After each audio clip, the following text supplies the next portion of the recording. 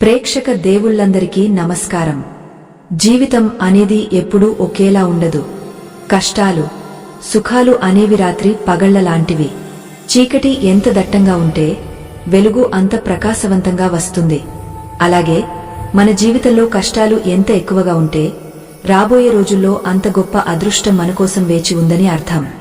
కాని చాలా మందికి ఆ అదృష్టం వచ్చే ముందు ప్రకృతి మనకు పంపే సంకేతాలు తెలియక వచ్చిన అవకాశాన్ని చేజార్చుకుంటారు. ఈరోజు మనం చెప్పుకోబోయే ఈ విశేషమైన కథనం సాక్షాత్తు ఆ దైవం మన ఇంటికి వచ్చే ముందు పంపే 5 అద్భుతమైన సంకేతాల గురించి. ఈ విషయాలు కేవలం మాటలు కావు, మన పురాణాలలో మహర్షులు, దేవుళ్లు స్వయంగా వివరించిన పరమ సత్యాలు. ఎవరైతే ఈ పూర్తి కథనాన్ని శ్రద్ధగా మనసు పెట్టి వింటారో వారి జీవితంలో కూడా లక్ష్మీదేవి కటాక్షం తప్పక కలుగుతుంది. ఎందుకంటే మంచి విషయాలు వినడం కూడా ఒక అదృష్టమే. మీకు మా ఈ ప్రయత్నం నచ్చితే మీ అభిమానాన్ని తెలియజేయండి. ఇలాంటి ఎన్నో ధార్మిక రహస్యాలు, జీవిత సత్యాలు తెలుసుకోవడానికి, మన సనాతన ధర్మాన్ని నలుగురికి పంచడానికి మా ఈ ఆధ్యాత్మిక కుటుంబానికి మీ మద్దతును తప్పక అందించండి. ఇక ఆలస్యం చేయకుండా మన జీవితాన్ని మార్చేసే అద్భుతమైన విషయాలలోకి వెళ్లిపోదాం. దయచేసి ఎక్కడా వదిలేయకుండా పూర్తిగా వినండి. అప్పుడే మీకు పూర్తి ఫలితం దక్కుతుంది. పూర్వకాలంలో నైమిశారణ్యం అనే పవిత్రమైన అడవిలో సోనకుడు మొదలైన మహర్షులందరూ ఒకచోట చేరి లోక కళ్యాణం కోసం యజ్ఞం చేస్తున్నారు. ఆ సమయంలో అక్కడికి వచ్చిన సూత మహర్షిని చూసి మిగిలిన ఋషులందరూ నమస్కరించి ఒక ఆసక్తికరమైన ప్రశ్న అడిగారు.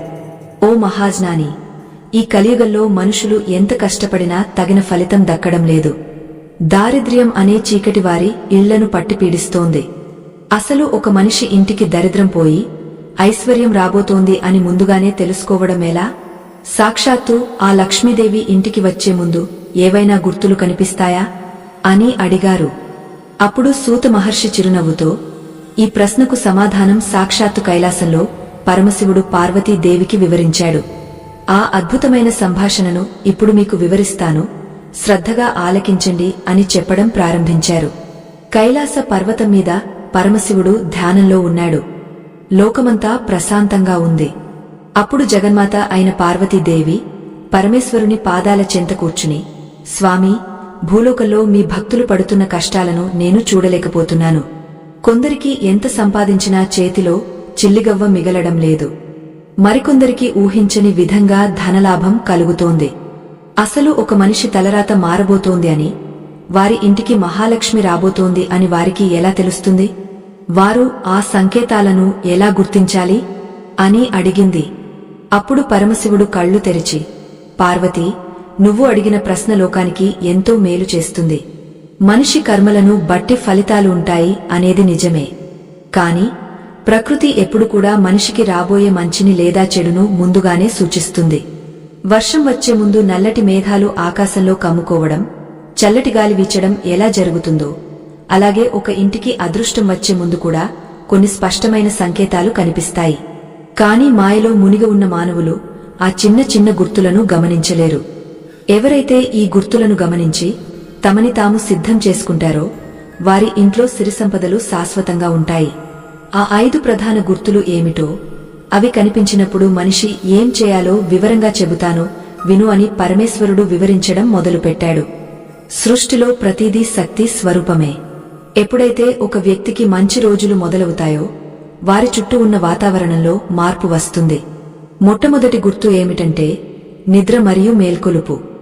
సాధారణంగా మనుషులు అలారం పెట్టుకుని లేదా ఎవరైనా లేపితేగాని నిద్రలేవరు.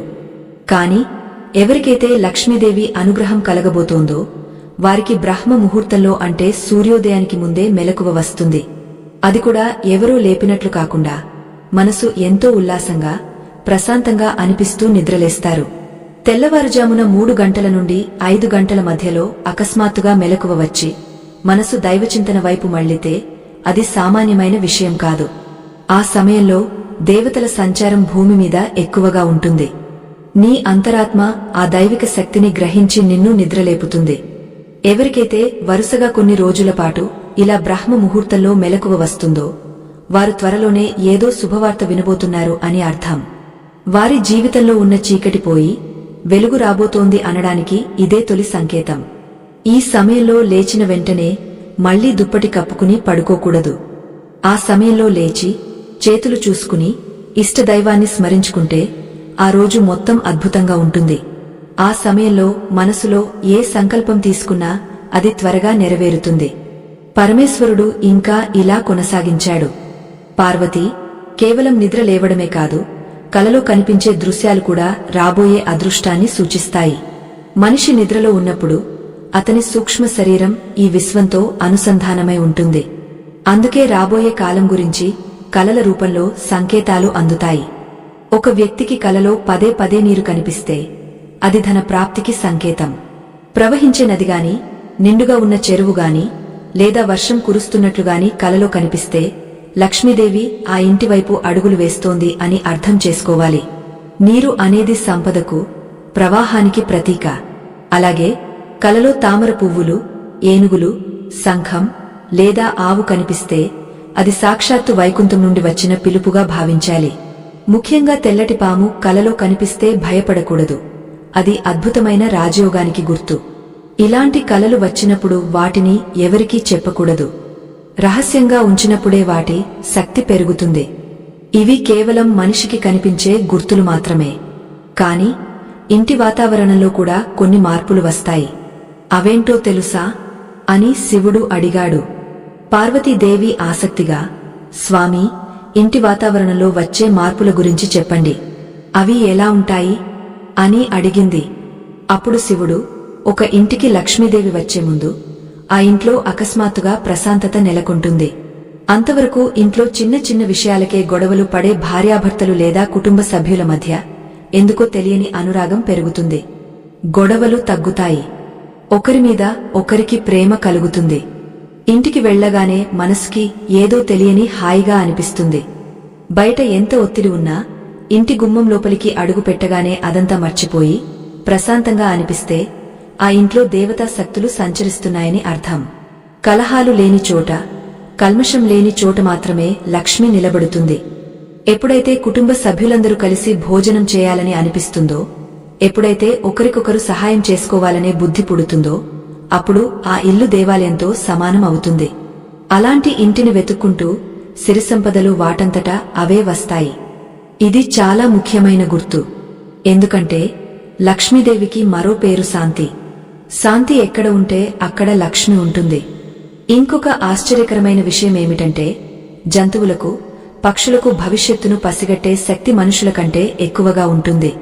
మీ ఇంటికి అదృష్టం రాబోతోంది అంటే మీ ఇంటి చుట్టూ ఉన్న మూగజీవాల ప్రవర్తనలో మార్పు వస్తుంది. ఉదయాన్నే మీ ఇంటి గుమ్మం దగ్గరికి పిచ్చుకలు వచ్చి కిలకిలారావాలు చేస్తే అది శుభ శకునం. పిచ్చుకల శబ్దం ఇంట్లో ఉన్న ప్రతికూల శక్తిని తరిమికొడుతుంది. అలాగే రంగురంగుల సీతాకోక చిలుకలు మీ ఇంట్లోకి అనుకోకుండా ప్రవేశిస్తే అవి తమతో పాటు శుభవార్తలను మోసుకొస్తున్నాయని అర్థం. ముఖ్యంగా నల్లటి చీమలు గుంపులు గుంపులుగా బియ్యం డబ్బా దగ్గరగాని లేదా గోడల మీదగాని కనిపిస్తే వాటిని చంపకూడదు. చీమలకు ఆహారం దొరుకుతోంది అంటే ఆ ఇంట్లో ధాన్యానికి లోటు ఉండదు అని ప్రకృతి చెబుతున్నట్లు లెక్క. చీమలకు పంచదార లేదా పిండి వేయడం వల్ల శని ప్రభావం తగ్గి ధనలాభం కలుగుతుంది. అలాగే వీధిలో వెళ్లే ఆవు అకస్మాత్తుగా మీ ఇంటి గేటు దగ్గరికి వచ్చి ఆగినా లేదా అరిచినా అది సాక్షాత్తు గోమాత ఆశీర్వాదమే. ఆవులో సకల దేవతలు ఉంటారు. ఆవు మీ ఇంటి వైపు చూసిందంటే ఆ దేవతలందరూ మీ ఇంటిని ఆశీర్వదిస్తున్నారని అర్థం.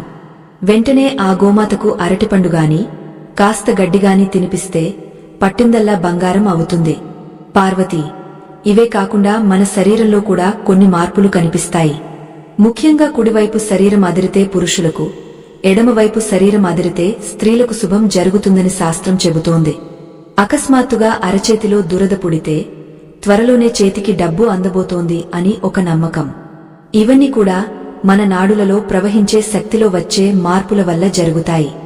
కాని అన్నిటికంటే ముఖ్యమైనది మనిషి ఆలోచన విధానంలో వచ్చే మార్పు.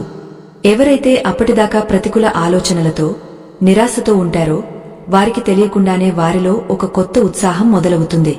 నేను ఏదైనా సాధించగలను అనే నమ్మకం కలుగుతుంది.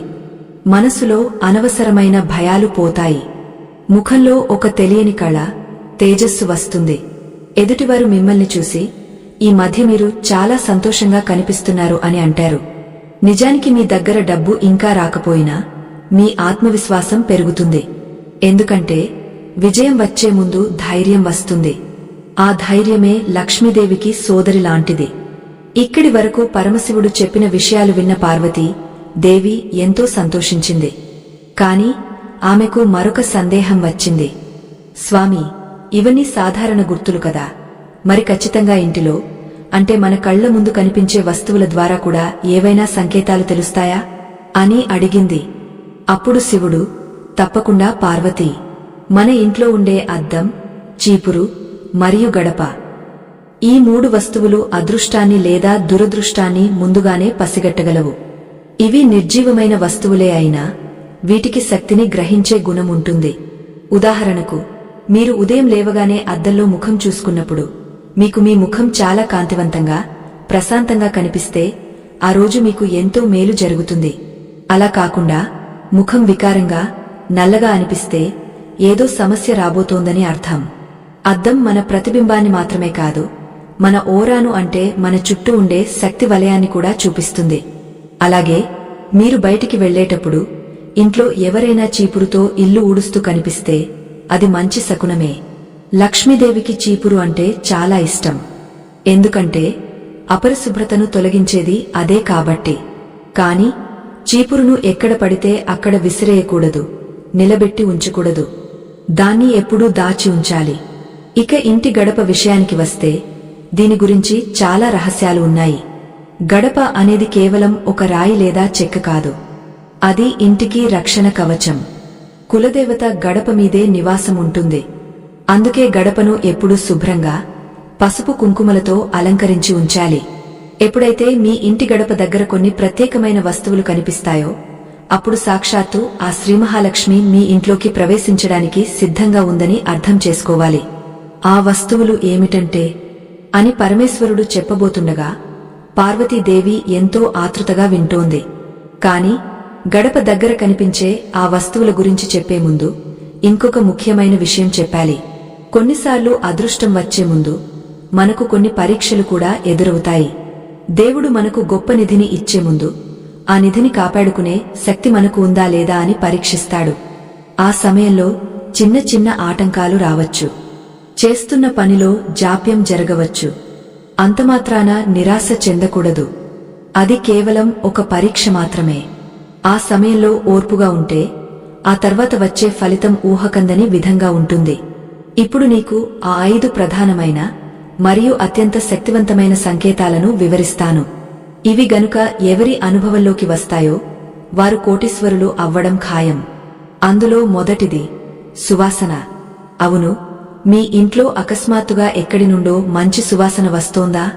అగరుబత్తులు వెలిగించకపోయినా, పూలు లేకపోయినా ఒక పవిత్రమైన సుగంధం అంటే చందనం వాసన గాని, మల్లెపూల వాసన గాని లేదా కర్పూరం వాసన గాని మీకు అనిపిస్తోందా? ఇది సామాన్యమైన విషయం కాదు. దేవతలు సూక్ష్మ రూపంలో సంచరిస్తున్నప్పుడు వారి శరీర సుగంధం ఆ ప్రదేశమంతా వ్యాపిస్తుంది. మీ ఇంట్లో అలాంటి సువాసన వస్తే మీ పితృదేవతలు లేదా మీ ఇష్ట దైవం మీ ఇంటికి వచ్చారని అర్థం. ఇది జరిగిన కొన్ని రోజుల్లోనే మీ ఇంట్లో ఏదో ఒక శుభకార్యం జరుగుతుంది, లేదా ఎప్పటినుండో ఆగపోయిన డబ్బు చేతికి అందుతుంది. రెండవది చిన్న పిల్లల ప్రవర్తన. చిన్న పిల్లలు దేవుడితో సమానం. వారికి కల్మషం తెలియదు. మీ ఇంటికి ఎవరైనా చిన్న పిల్లలు వచ్చినప్పుడు వారు మీ ఇంట్లో ఆనందంగా ఆడుకుంటూ నవ్వుతూ ఉంటే ఆ ఇంటి వాస్తు దోషాలు అన్నీ తొలగిపోయినట్లే. అలా కాకుండా పిల్లలు ఇంట్లోకి రాగానే ఏడవటం మొదలు పెడితే లేదా భయపడితే ఆ ఇంట్లో ఏదో ప్రతికూల శక్తి ఉందని అర్థం. ఎప్పుడైతే ఒక చిన్న పాప లక్ష్మీదేవి స్వరూపంగా భావించే ఆడపిల్ల మీ ఇంటికి నవ్వుతూ వస్తుందో అప్పుడు ఆమెతో పాటు సిరిసంపదలు కూడా నడుచుకుంటూ వస్తాయి. మూడవ సంకేతం గురించి వింటే నువ్వు ఆశ్చర్యపోతావు పార్వతీ. అదేంటంటే మనం తెలియకుండా చేసే దానధర్మాలు. ఒక వ్యక్తికి మంచి రోజులు వచ్చే ముందు అతని మనసు దానం చేయడానికి ఇష్టపడుతుంది. జేబులో డబ్బులు తక్కువగా ఉన్నా సరే ఆకలితో ఉన్నవారికి అన్నం పెట్టాలనిపిస్తుంది. ఎప్పుడైతే మీ దగ్గర తక్కువ ఉన్నా కూడా పక్కవారికి సహాయం చేయాలనే ఆలోచన బలంగా కలుగుతుందో అప్పుడు మీరు దైవానికి చాలా దగ్గరయ్యారని గుర్తుంచుకోండి. ఆ త్యాగ గుణమే మిమ్మల్ని ఉన్నత శిఖరాలకు చేరుస్తుంది. ప్రకృతి నియమం ప్రకారం మనమేది ఇస్తామో అదే మనకు పదింతలు తిరిగి వస్తుంది. అది డబ్బు కావచ్చు, ప్రేమ కావచ్చు, లేదా సహాయం కావచ్చు. ఇప్పుడు 4వ సంకేతం. ఇది చాలా అరుదుగా జరుగుతుంది. మీ ఇంటి ఆవరణలో లేదా ఇంటి పైకప్పు మీద ఏదైనా పక్షిగూడు కట్టుకుంటే అది చాలా మంచిది. పక్షులు ఎక్కడ సురక్షితంగా అనిపిస్తే అక్కడే గూడు కడతాయి. మీ ఇంటిని అవి సురక్షితమైన ప్రదేశంగా ఎంచుకున్నాయంటే మీ ఇల్లు సానుకూల శక్తితో నిండి ఉందని అర్థం. ముఖ్యంగా పిచ్చుకలుగాని పావురాలుగాని గూడు కడితే వాటిని పాడు చేయకండి. వాటికి రోజూ గుప్పెడు గింజలు వేయండి. ఆ పక్షులు ఉన్నంతకాలం మీ ఇంట్లో లక్ష్మీ కటాక్షముంటుంది. అయితే గబ్బిలాలు, గుడ్లగుబలు లేదా తేనెటీగలు ఇంట్లో గూడు కడితే మాత్రం అది మంచిది కాదు. వాటిని వెంటనే సున్నితంగా తొలగించాలి. ఇక 5వది మరియు అత్యంత కీలకమైనది. ఇది నేరుగా డబ్బుకు సంబంధించిన విషయం. మీరు ఏదైనా పనిమీద బయటికి వెళ్తున్నప్పుడు దారిలో మీకు ఎవరివైనా చేతి నుండి జారిపడిన డబ్బులుగాని నాణేలుగాని కనిపిస్తే అది లక్ష్మీదేవి మీకు ఇస్తున్న సూచన. దానర్థం ఆ డబ్బును మీరు తీసుకోమని కాదు, కాని ధనం మీకు ఎదురు వస్తోంది అని అర్థం. అలా దారిలో దొరికిన డబ్బును మీరు తీసుకుని దాన్ని దేవుడి హుండీలో వేయడం గాని లేదా పేదవారికి ఇవ్వడం గాని చేయాలి. అంతేకాని సొంతానికి వాడుకోకూడదు. అలా దొరికిన నాణేన్ని పసుపు రాసి పూజగదిలో దాచుకుంటే అది ధన ఆకర్షణ యంత్రంలా పనిచేస్తుంది. పార్వతీదేవి ఇవన్నీ వింటూ మైమరచిపోయింది. స్వామి అద్భుతమైన విషయాలు చెప్పారు. మరి ఇంట్లో ఉండే స్త్రీలు చేసే పనుల వల్ల కూడా లక్ష్మీదేవి ఆకర్షితురాలు అవుతుందా? ఒక ఇల్లాలు ఉదయాన్నే లేచి చేసే ఏ పని వల్ల దరిద్రం పారిపోయి అదృష్టం వస్తుంది అని అడిగింది. దానికి శివుడు నవ్వి, స్త్రీ ఇంటికి మహాలక్ష్మి. ఆమె చేతిలోనే ఆ ఇంటి అదృష్టం ఆధారపడి ఉంటుంది. ఉదయాన్నే లేచి స్త్రీలు చేసే ఒక చిన్న పని వల్ల ఆ ఇంటి తలరాతే మారిపోతుంది. కాని ఈ రోజుల్లో చాలామంది స్త్రీలు ఆ పని చేయడం మర్చిపోతున్నారు. అందుకే ఇళ్లలో ప్రశాంతత లోపిస్తోంది. అసలు ఆ పని ఏమిటి? ఏ సమయంలో చేయాలి? దానివల్ల కలిగే అద్భుత ఫలితాలు ఏమిటి అనే విషయాలు కూడా వివరిస్తాను. అంతేకాకుండా సాయంత్రం వేళ దీపం పెట్టేటప్పుడు చేసే ఒక చిన్న పొరపాటు వల్ల వచ్చిన లక్ష్మి కూడా వెనక్కి వెళ్లిపోతుంది. ఆ పొరపాటు ఏమిటో తెలిస్తే ఎవరు కూడా దాన్ని చేయరు. ఆ రహస్యమేమిటంటే సూర్యాస్తమయం అయ్యే సమయంలో ఇంటి ప్రధాన ద్వారం పూర్తిగా మూసివేసి ఉంచకూడదు. అది లక్ష్మీదేవి ఇంటి లోపలికి రావడానికి అడ్డంకిగా మారుతుంది. సాయంకాలం అంటే సూర్యుడు అస్తమించి చంద్రుడు ఇంకా పూర్తిగా రాకముందు ఉండే సమయాన్ని గోధూళి వేళ అంటారు. ఈ సమయం అత్యంత పవిత్రమైనది మరియు శక్తివంతమైనది. ఆ సమయంలో లక్ష్మీదేవి తన వాహనమైన గుడ్లగుబ మీద కాకుండా సాక్షాత్తు శ్రీమహావిష్ణువుతో కలిసి గరుడ వాహనం మీద లోక సంచారం చేస్తుంది.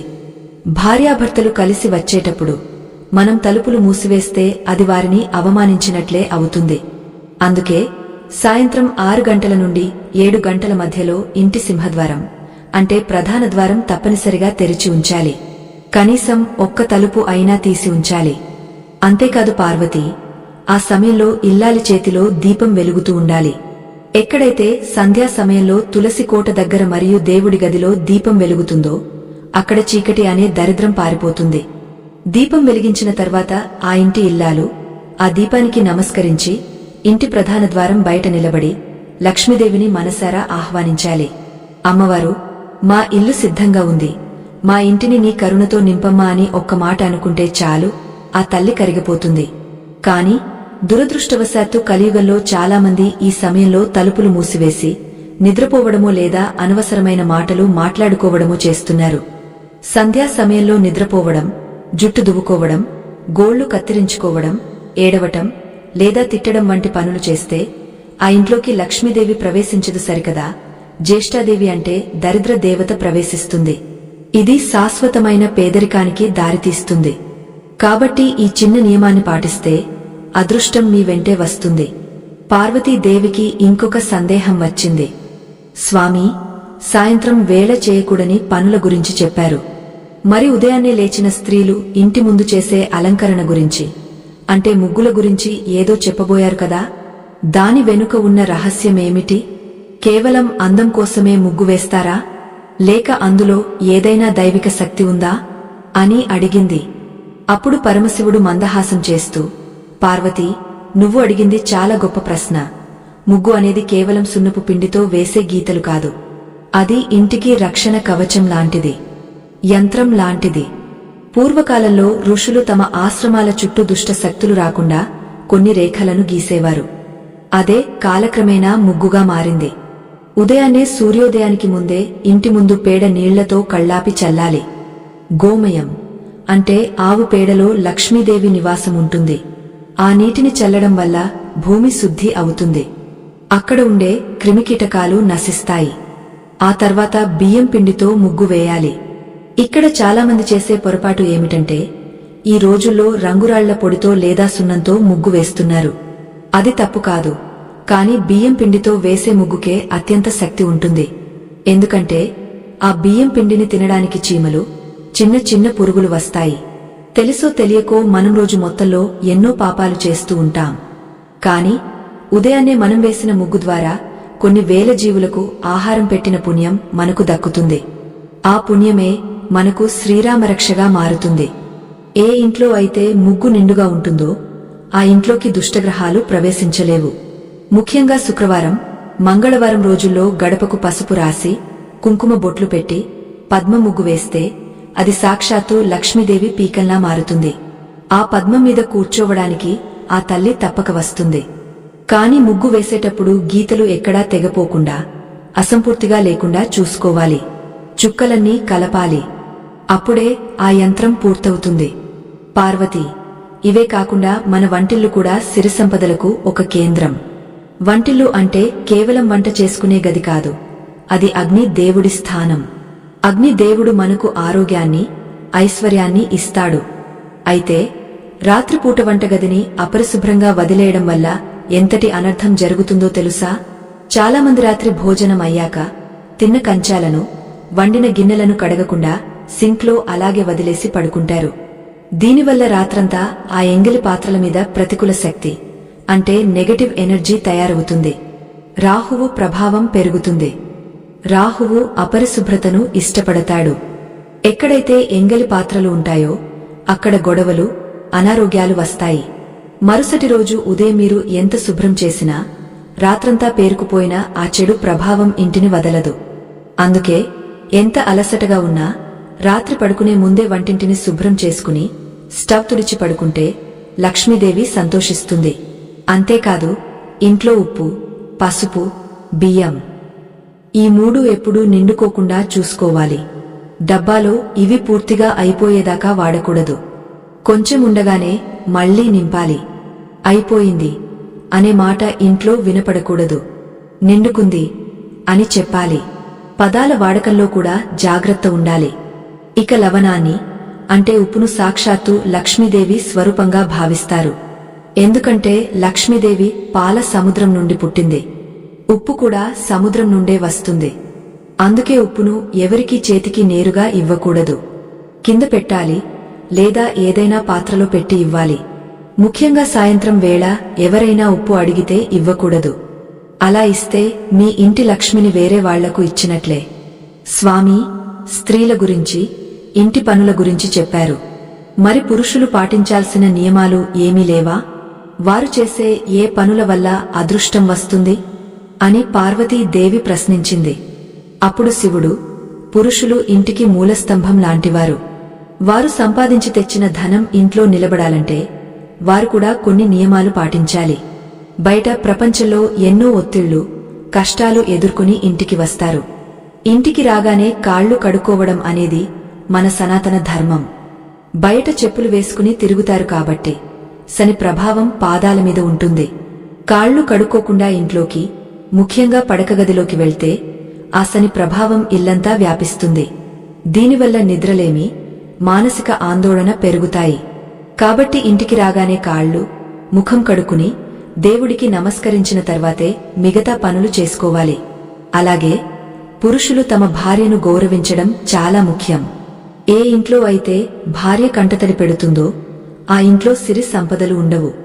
భార్య సంతోషంగా ఉంటే శుక్రగ్రహం బలంగా ఉంటుంది.